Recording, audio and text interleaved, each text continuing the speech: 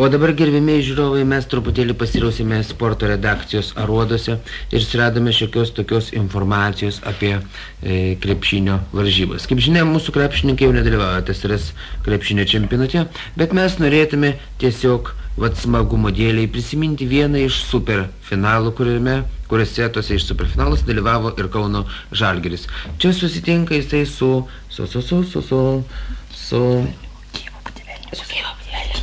Kijevo Budivelniku pasirodo susitinka. Jungiame tiesioginę transliaciją. Tai jungs. Labas vakaras, žydrieji televizijos žiūrovai susirinkę prie mėlynųjų... Tai yra, mėlėjai televizijos žiūrovai susirinkę prie žydrųjų ekranų. Mes pradedame mūsų reportažą iš Kauno sporto halės apie Kauno Žalgirio ir Kijevo Budivelnikų komandų susitikimą. Žinoma, kiekvienas Lietuvos kūdikis paklaustas, kuo svajoja tapti, svajingai pažiūri viršų ir po kiek laiko atsako Ponkraškinu. Taigi, komandos apsikeičia kaip visados nedidelėmis prisiminimo dovanėlėmis. Matau, Budivelniko komandos žaidėjai džiaugiasi gintariniais karoliais ir spalvotais televizoriais Tauras. Na, o mūsiškiams atiteko suvenyriniai kamščiatraukiai su Ponkraškino atvaizdu. Šiandieną, kaip matot, gerbėmieji, žalgiriečiai pasipuošė naujomis, ugnį atspariomis uniformomis, pagamintomis iš organinio stiklo ir klijų BF6. Tai Centrolito darbuotojų dovana žalgiriečiams. Taigi, mano mylėjai, nuaidi teisėjo švilpukas, šiandieną rungtynėms teisėjauja du arbitrai, vienas iš Estijos jungtinių valstijų, o kitas iš Anglijos liaudies respublikų. Taigi, kaip minėjau, nuaidi teisėjo švilpukas, kamuolį sugriebė Gintaras Krapikas, puikus soloreidas, gerai, kad krepšinio stovai apvynioti amortizuojančių audeklų. Gintaras įsiveržė į parterį, išsinešdamas kamuolį ir aukštą ūgį Ponkraškiną. 6 milicininkai grąžina susigėdusi Gintarą ir kamuolį į žaidimą. Su kamuoliu Sergejus Jovaiša. Jam šiandien labai sunku kovoti, nes prieš 2 dienas viešbutyje dingo jo mylimas rankšluostis su Ponkraškino atvaizdu. Tačiau nežiūrinti tai, jis rado savyje jėgų išeiti į aikštelę, jis meta, jam ant rankų pakimba gynėjas, teisėjas, o ant kaklo iš kažkur aikštelėje atsiradusi Nina Jeriomina. Į aikštelę eina Mindaugas Lekerauskas, naudingas žaidėjas tiek mūsų, tiek priešininko komandai. Na, dėl su kamuoliu Gintaras Krapikas, jis pagazdina priešininką, šis apsiverkia. Tačiau viską pastebėjo teisėjas ir subara Gintarą Krapiką. Taip, mūsų vyrams reikia pripažinti netrūksta kovingumo. Visi prisimenam, kaip visaiškai neseniai prieš kokius 2 metus jugoslavų žaidėjas Nakičius paslydęs užkrito ant Arvydo Sabonio kumščio ir taip 3 kartus iš eilės. Na, apie Arvydą Sabonį iš viso netrūksta įvairių linksmų nebūtų istorijų. Štai pavyzdžiui, visai neseniai man teko girdėti tokią istoriją, kad vieną vakarą grįžta Arvydas namo, ogi metalinis rublis guli. Ir galvoja, rublis irgi pinigas, pasiimsiu, namie į taupyklėlę įsimesiu, į kišenėlę įsidėjau.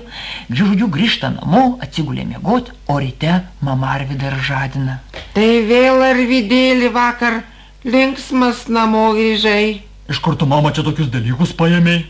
Tai va, vėl kanalizacijos dangti namo parvilkai. Na štai, kaip matot, aš jau minėjau, visokių nebūtų istorija prisigalvoja apie mūsų krepšininkus. Daug vargsta mūsų krepšininkai skraidydami Aerofloto lėktuvais. Kartą teko susitikti su mūsų krepšininkų delegacija, tik išlipus iš vieno lėktuvo. Ir vienas iš jų buvo be kelnių. Tai aš klausiu, tai kas nutiko? Tai kad čia tas stiuardėse, tai prisiseki diržus, tai atsiseki diržus, tai užsiseki diržus, tai atsiseki diržus, nu va, prašau. Taigi, gerbėmieji, įdomios literatūros pasirodė apie mūsų krepšinį ir reikia pasakyti, kad visame pasaulyje. Štai neseniai prancūzai išleido 2 tomų veikalą apie krepšinį. Pirmasis tomas vadinasi Krepšinis ir moteris, antrasis moteris.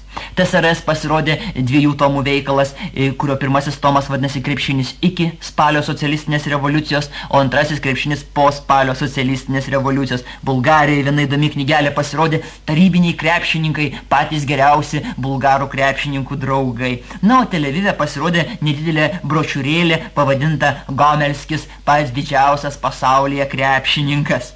Na, kaip žinia, mūsų respublikoje nėra profesionalaus sporto ir krepšininkai priversti sąžiningai triūsti gamyklų cechuose. Štai pavyzdžiui, Kurtinaitis 6 kategorijos tekintos, Brazys nuomoja žiūronus ant Palangos tiltos, Chomičius vadovauja Šliurių kooperatyvui, Einikis gamina kompiuterius personalinius iš šiukšlių dėžių dugnų, kurios Visockas pardavinėja po 30 000 pundukas Aleksoto turguje.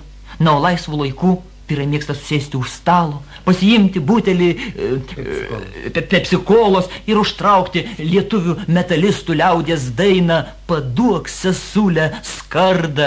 Oi, tačiau grįžkime prie įvykio aikštelėje. Techninę pražangą baudžiamas Volkovas, užsikabinęs dantimis už viršutinį lentos krašto. Gerbėmieji, pertraukėlės metu kalbėjausi su TSRS krepšinio vyriausiu treneriumi Vladumi Garastumi. Jis kaip paslaptį man pasakė, kad naujoje krepšinio rinktinėje žais nemažai Kauno Žalgirio, Vilniaus statybos, Vilniaus kūro aparatūros, Klaipėdos Atlantų vyrų ir be abejonės didžiausias Respublikos vyras mūsų Vencienė. Ai, kokia nelaimė. Einikis 2 vietose nusilaužė ranką, bet kaip visados vietoje mūsų gydytojas Vaikšnoras, jis sutepa lūžgalių zelionką, žaidėjas galės tęsti kovą. Na, dar viena įdomi naujiena visiškai gauta neseniai man pranešė, kad Maskvoje imtas gaminti naujas dezodorantas, skirtas specialiai krepšininkams, pavadintas Miečta Tarakanova. Liaudyje šis dezodorantas plačiau žinomas kaip dichlofosas. Oi, kokia nelaimė.